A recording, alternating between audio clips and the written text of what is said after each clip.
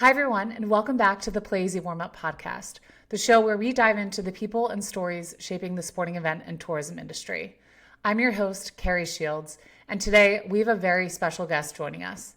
Ainslee Lamb is the CEO of Performance Sport Events, bringing a wealth of experience from her time as a high-level coach to now leading PSE and shaping the future of field hockey. I first met Ainslee when I was a student athlete at Boston College, where she was the head coach of the field hockey team. What always stood out to me was how much she genuinely cared about and supported all of us student athletes, regardless of the sport we played. It's incredible to now reconnect in this space and talk about the impact she's having and making in the sports industry. I hope you enjoy this conversation as much as I did. Thanks. Get ready to call dibs. Utah's newest sports megaplex, Western Sports Park, opens spring 2025 in Davis County, Utah's amusement capital. Less than 30 minutes from Salt Lake City, this venue is built to be a game day contender. With 55 acres of multi-purpose fields, top-tier facilities, and amenities for teams, fans, and families alike. Choose from WSP's multiple indoor arenas, 6 full-sized fields, or the stunning championship field, complete with seating for 2,000 and breathtaking mountain views. What truly makes Western Sports Park a winner are the next-level extras. From private flex spaces, a referee lounge, on-site concessions to sensory rooms, and free parking, your team is covered on and off the field. If you're looking for ways to play beyond game day, it's easy. WSP is the newest addition, conveniently located next to Station Park, Davis County's popular entertainment district. Family-friendly restaurants, attractions, and hotels are just steps away. And Utah's only amusement park, Lagoon Park, is only a mile down the road. Give your MVPs the VIP treatment at Western Sports Park. Book now at westernsportspark.com. Ainslee Lamb, welcome to the Playeasy Warm-Up Podcast. Psyched to be here. Thank you for having me.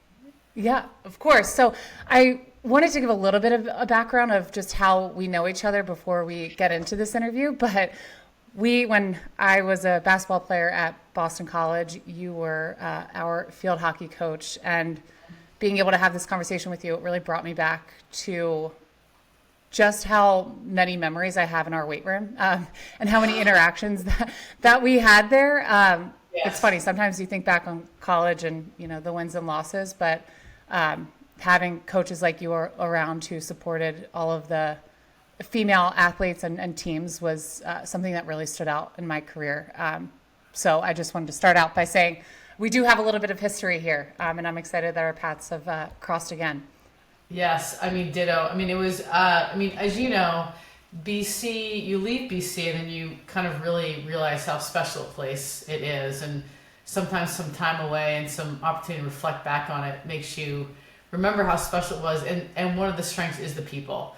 We loved following your career too. You were so amazing and emulated so much what BC was. And I know the field hockey girls were also very close to you. So that was great to be a part of it. Yeah. So I wanted to thank you for bringing back those positive memories. Great. And so to get into it. So you've had an incredible, extensive career in sports, from coaching to being a mother of a player, to now leading performance sports events. Can you share a bit about your journey and what led you to this role?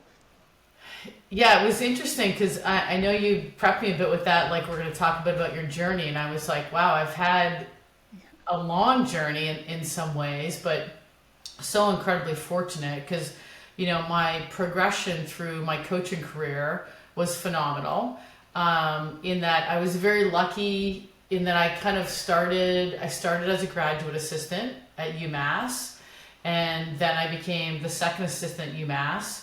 And then I went to Yale University as the first assistant, and then I was asked to stay on as our head coach left, so I got asked to be the head coach at Yale, which was phenomenal. I think I was there for almost 8 years with Yale. And then the BC opportunity came up, and Gene DiFilippo picked up the phone and contacted me. So I had the opportunity to go and start the field hockey program, which, as you know, was transitioning from the Big East into the ACC that year. So they kind of used it as an opportunity to have some new coaching staff a part of it. So I went on and was at BC for 10 years and loved every minute of it. Really enjoyed it. And then, I just kind of went through a good evaluation process of deciding kind of what was next for me. There were a lot of variables. Everyone wants to know why I left BC, because who would leave BC? It was phenomenal kids, phenomenal school, ACC field hockey's freaking awesome. I had a variety of things, and one being I had, as you already mentioned, my daughter was 13 at the time. My husband's also a coach, and I kind of felt like I wanted to be a bit more present with Brooklyn. As you know, you've lived it. I mean, you lived it. Your parents aren't around that much when they're in college coaching, and so that was one of the variables. And I think also looking at the program was really ready for some change, and I was incredibly fortunate to have Kelly Doughton come on board as the associate head coach with the intention to have her take over the program. And she said she wasn't ready, but she was very ready. And you got to throw them into the fire sometimes. So kind of everything really aligned. And Three Step reached out to me and asked me to come and work for them and start their field hockey vertical. And I think, Kerri, for me, what was really unique was that the sport is so important to me, and it has provided me, with my entire life, to be honest, my high school career, my college career, my coaching career, and to have the opportunity to go into supporting the sport in a different way and at a different level was something that really attracted me. So to leave the college setting and then go into more of a high school opportunity and a club opportunity and promoting, young women to pursue college athletics was really fun for me.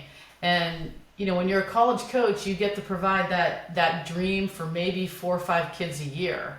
And suddenly I was in an environment where I was hosting tournaments for thousands of athletes. And for me, that impact was something that really excited me. And it was something that really drove me to be very, passionate about what I was doing with Three Step Sports.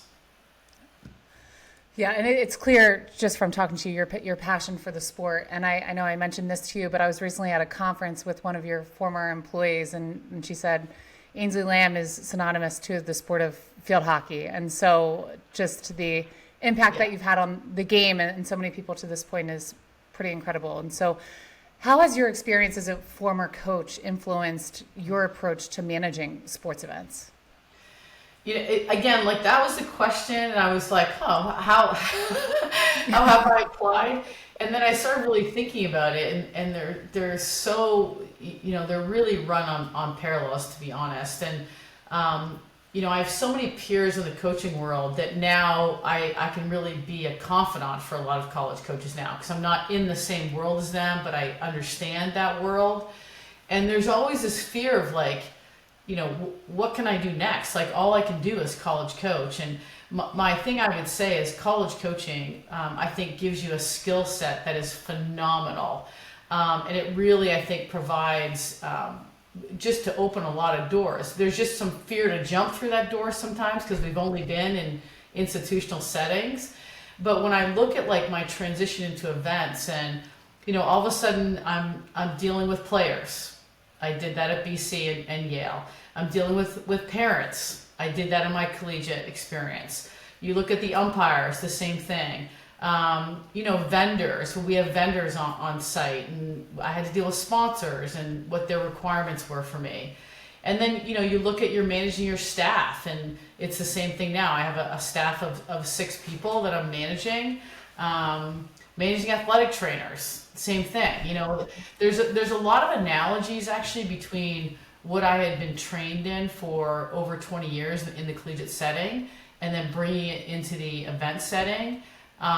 You probably just have a little bit less control over all of those kind of constituents. But really, I felt very comfortable with my transition. And you are now the CEO of Performance Sports Events. You were under the Three Step umbrella, have since gone onto your own. Could you tell us what is PSC and what is the mission of your organization?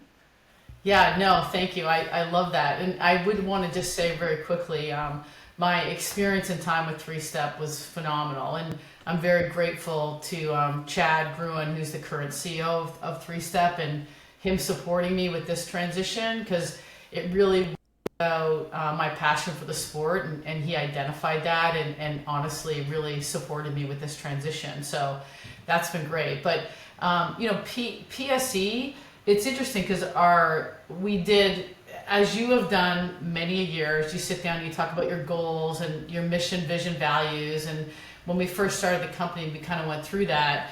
And, we decided that our motto was going to be, your journey starts here.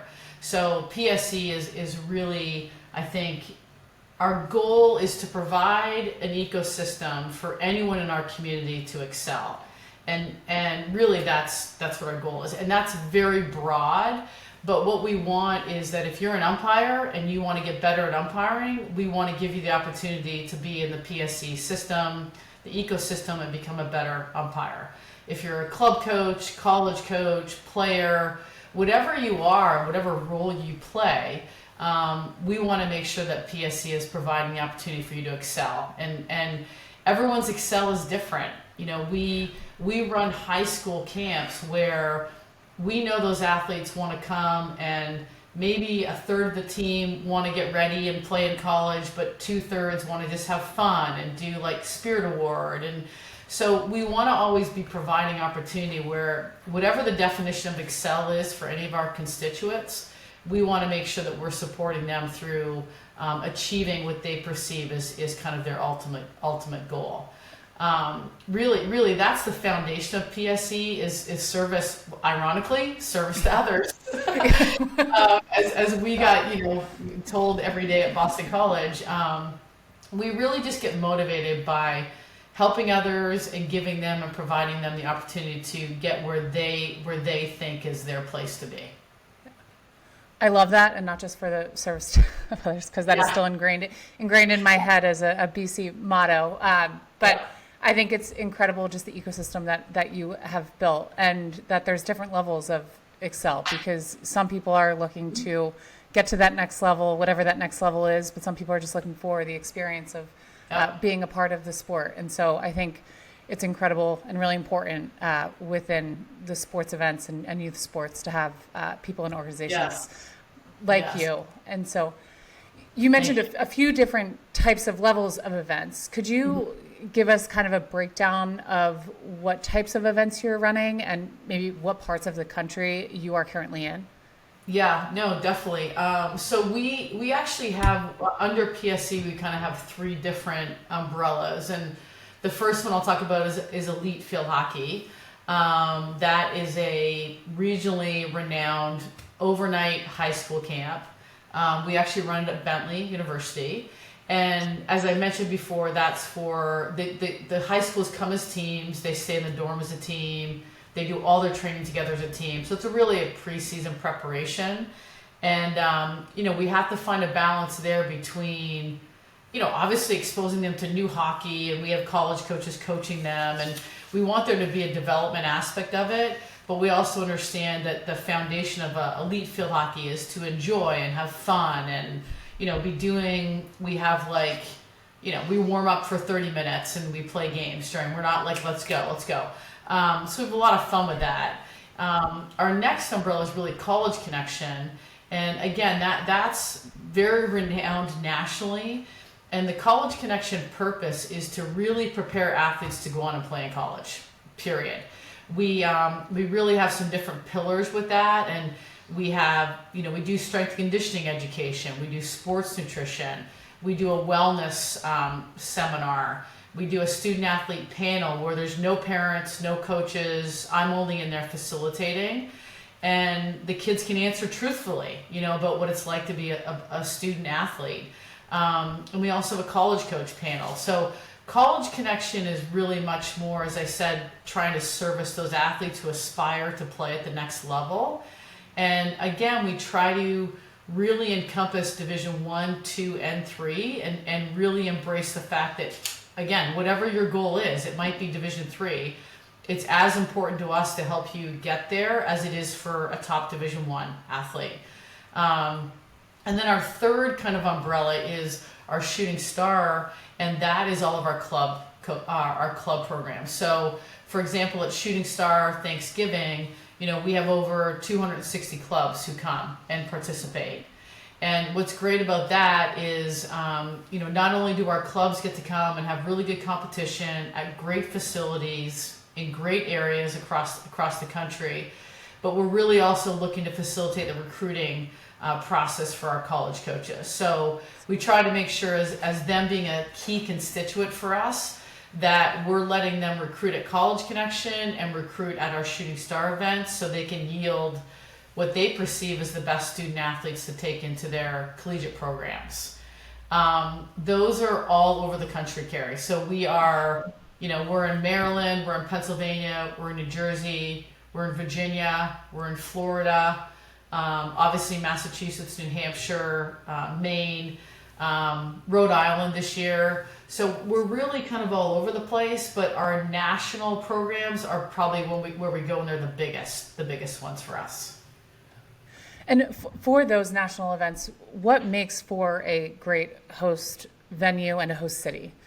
Yeah, I mean, it was interesting because I'm like, wow, we are so lucky with the facilities that we have, and I think a couple things that are key when we're looking where we can go.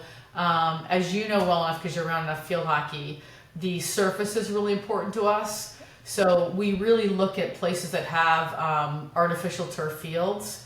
And the high school game is played on like an infill. As you know, the college game is played on a carpet, like an AstroTurf type of surface. Most of our events, because they're high school oriented, we look for facilities that have a lot of infill turfs that we can use. I think that's probably my first kind of criteria is, do they have the facility that we can use?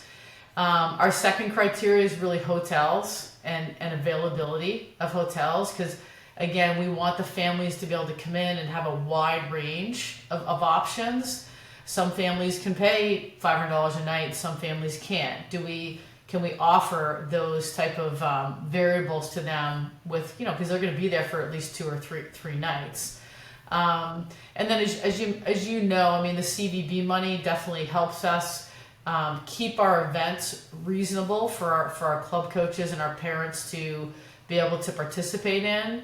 And when we get CVB money, we can keep our rates kind of the same and not have to increase based on increases that are happening with, as you know, like golf carts and everything that we need around an event. Those prices have increased, and when CVBs come in and give us some funding, it lets us keep our fees probably very, minimal changes with our fees. So that's, I think, one of the other things.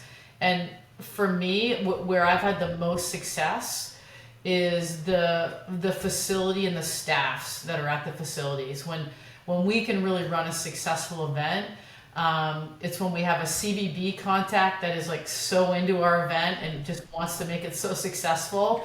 But really the boots on the ground, the guys that are there helping us set up the fields and set up the tents, and they're truly very important partners for us.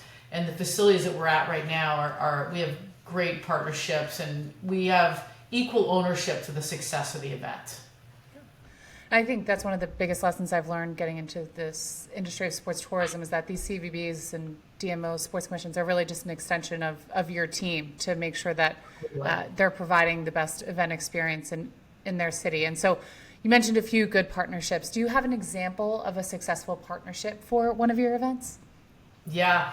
Our long-term success is River City Sports Complex, which is down in like the Richmond, Virginia area. And that's really where Shooting Star actually started, to be honest. And our first weekend with them, I think we had maybe 22 club teams for our first weekend, and now we're turning away. We have 260 club teams attending.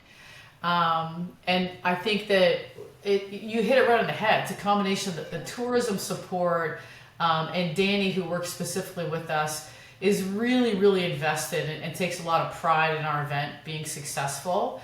And then equally, the facility people are just, you hit it right in the head. It has to be a partnership. And we have to work for them and they have to work for us. And I think when you go in understanding that you're equal partners with the success of the event, that makes a big difference. I think we've really proven ourselves with the facilities and the areas that we're in, that we're willing to put a lot of effort in to have a successful event. So they're quite willing to kind of equally contribute to the success of our event.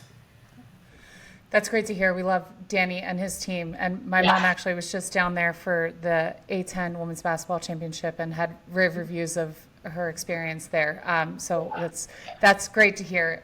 So what advice would you give to a destination or a venue that would be interested in hosting a PSE event for the first time? Yeah, I mean, I think the biggest thing is we really just kind of hit on it, is I think learning about the needs of the tournament. Because as soon as you ask those type of questions, obviously surface for us is number one. If there isn't the surface, then we really, as much as there's wonderful groups out there that they want us to have us, we can't run an event there. It's kind of that simple. I think knowing that the surface is the right match, but then I love when they're asking me questions about like what's important to us and who do we service and how do we help the club coaches? How do we help the college coaches? What are our expectations for that? And then because they're really the experts in the region, like it's really getting them to understand what my desires and wishes are. And then they can say, okay, I've got a great vendor that I can connect you with. We've got a great restaurant that can partner with you. We have a great catering partner. Because one of the things that I love, Kerri, is that when we go into an area, obviously the economic impact, and it's really important that you are truly impacting the area that you go into. So all of our vendors, every event that we go to or any region we go to, we want local vendors. And we want to, if we're bringing in pizza, we want to know who their pizza partner is. If we're bringing in Subway, we want to know who their sandwich partner is. And I think that, again, it's an equal partnership. They can give me those people's names, but then as an event operator, I need to go and make sure that I'm really equally impacting, just the economic growth when I bring an event to their region. And I know that will be music to a lot of our destinations' ears, is to not only just bringing that event in, but really impacting the local economy while you are there for your event. Something I do want to kind of touch on, you mentioned I did watch a lot of field hockey this year with my mom being a part of St. Joe's, who was in the national championship. And it was really cool to see. It was one of the first times I've watched field hockey on TV. And I think with the growth of women's sports and the excitement around just being able even to view a game on TV is not something we saw 10 years ago. How have you been able to grow maybe into new cities, into new states, and kind of, what are your thoughts on that? Yeah. I mean, I think we really go to because most of our service is the high school athletes, which, as you know, has really evolved into the club kind of system. So the way that we really look at it is we go to the clubs and say, where are your gaps? Where are your needs? Where is there a shortfall? And then, I would say probably 90% of our events have been created because the clubs are like, I'll give you an example. They're like, there isn't enough U10, U12, events going on. And I'm like, okay, so what do we want to do? So we created an event called the Kids Cup. And it's U14, U12, U10. It's all 7v7, so you don't need high numbers to participate in it. But we bring a face painter in. We do tie-dye. We have all these. We have a spirit poster competition. So it's identifying where there are needs, really from having relationships with our club coaches, and then going and then trying to fulfill those gaps and those needs for our club coaches. Because really, for us, they're entrepreneurial. So they are business owners of their own club, and how can we then help them to be successful?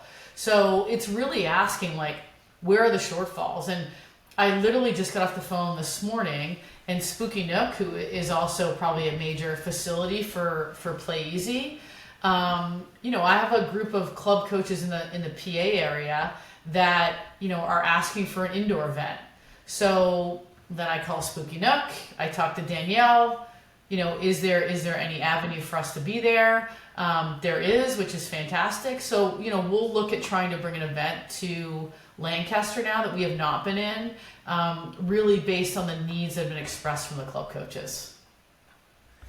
That's great. And so is there an area of the country right now that you are proactively looking to get into? We're really, New England is our best kind of area to be in, only because we're all here, and it's easy for us to transport. As you know, it's like a traveling circus when you have an event. So it's really easiest for us to kind of stay in the New England area. But just recently with Playeasy, we kind of put out some feelers out there for running a big indoor tournament, and we put in Maryland and Pennsylvania and New York and really open Connecticut. We don't have any events in Connecticut right now. So I do agree with what you're saying. We look to try and balance things on a calendar, and we also like to try and balance things in being in different areas of the country so kids can access our services. So right now, just on Playeasy last week, it was really Maryland, Connecticut, PA. We're looking to see if there's any facilities that match our needs in that area. Awesome. Love it. So as we take a step back into your journey into becoming CEO, what's one piece of advice you'd give to young professionals looking to get into the sports industry? Yeah, I think the one thing I'm seeing is, we started this conversation off by like, how did I get where I am today? And, my journey, I was very lucky because I kind of had these increments of responsibility, and starting as a GA and then ending as an ACC head coach. I think that the willingness to have that type of progression, I think is really important. I feel that as a leader, you can be a better leader if you've actually been in a lot of variety of different roles.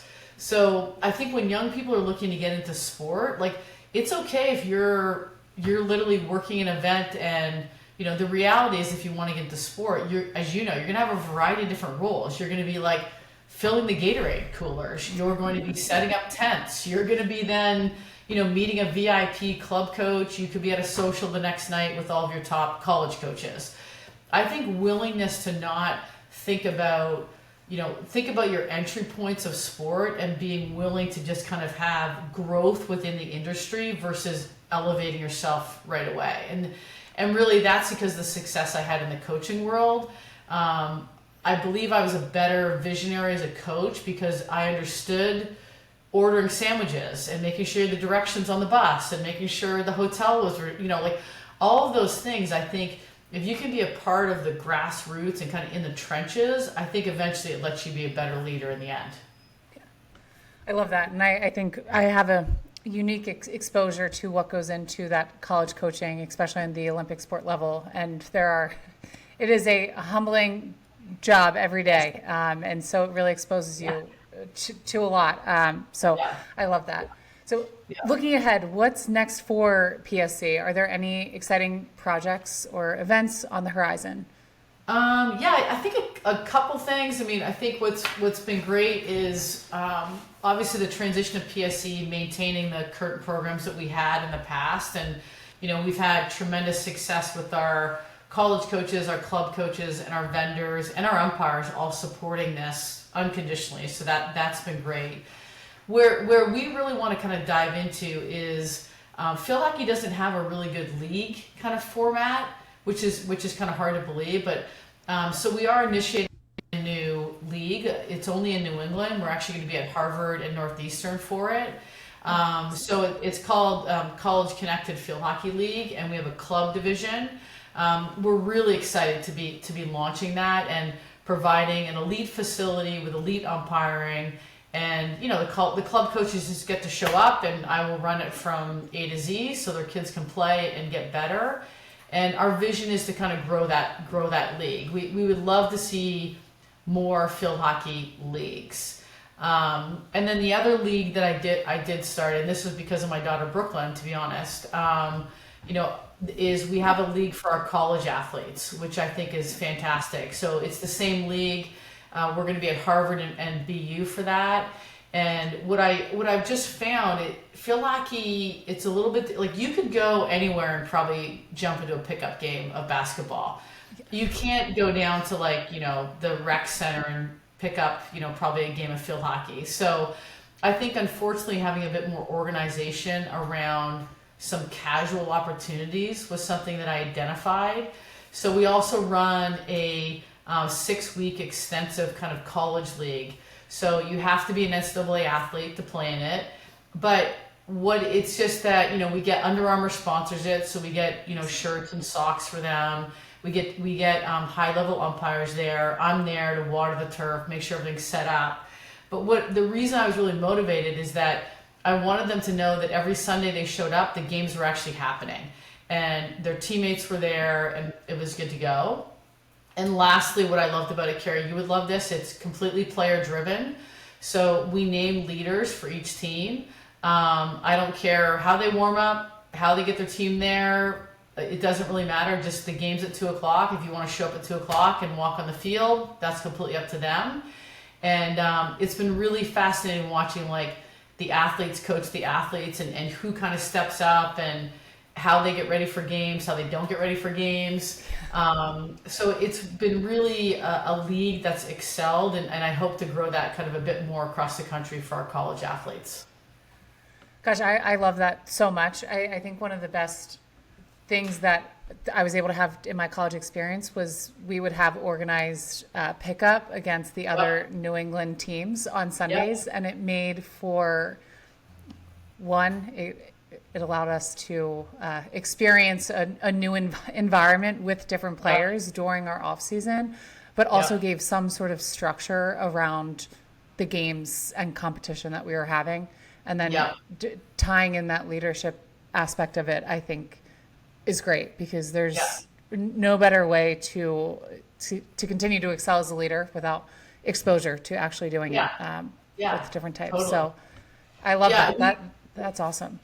Yeah, as you just said, it's a nice combination of structured and organized, but not high stress. They just watching the athletes, it's really fun. They enjoy it. They're not afraid to make mistakes and take some risks, and they need an environment that is a good level, but where there's no repercussions for not executing a shot or saving a shot. And I love it. I love being a part of their preparation for their college season because, for me, that's the ultimate for them. Is I want them to step on to their preseason and be very confident, ready to go, and excel with their college career. Yeah, that's great. I'm excited to follow that as it continues to grow. So as we finish up, what is the biggest lesson that you've learned throughout your journey? Yeah, that's another good question. Kerri, you're really evoking some serious thought process for me. Honestly, I think for me it's communication. I think it's really just understanding that you just have to be really committed to communication. I would say that. And I think valuing people. I think you have to get people to understand that there's value. And because my experience and exposure is so wide to so many people, I love being challenged with convincing or communicating to someone that there's value no matter where they are on the continuum of field hockey level or what their role is. And so I think valuing people, which is relationships, and then being willing to communicate. And what I mean by that, as an event operator, you have to be willing to communicate the good and the bad. And as you know, there's going to be bad there's going to be bad information, but if you know it and you hear it from the right people and it's concise and it's communicated well, 99% of our constituents are completely fine with it. So I think communication, value in relationships, I'd say, are the three kind of components for me. That's great. See, that was an easy easy layup question. But yeah, no, and I think this conversation has just reiterated how important relationships are. And I'm so happy that our paths have crossed again. It means a lot to have you on and that you took the time to be a part of this. So aside from being able to directly contact you on Playeasy, what other way can people contact you if they're interested in connecting, learning more? So our website is performancesportevents.com. And then that's probably the best way. All of our contact information is on there. But if anyone wants to contact me directly, it's ainslee.lamb@performancesportevents.com. So, but I would say go to the website, and that we have like our whole team listed there, and we're open to contacting any of us. So that'd be great. Great. Awesome. Ainslee, thank you so much for being here. We really appreciate it. And awesome. Yeah. Until next time. Great. Yes. Thanks everyone. Bye. Thanks.